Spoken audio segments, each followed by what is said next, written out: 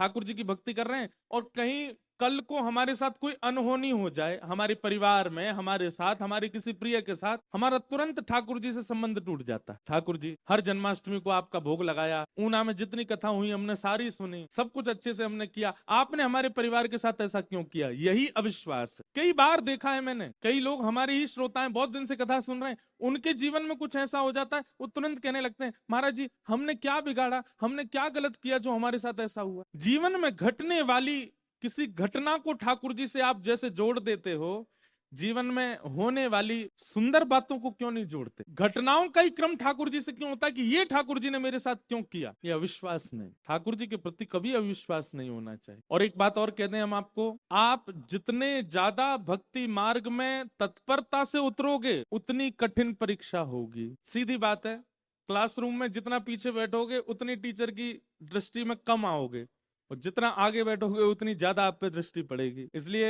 बच्चे कई होते हैं जो पढ़ने में अच्छे नहीं होते, वो पीछे ही बैठते हैं। क्यों?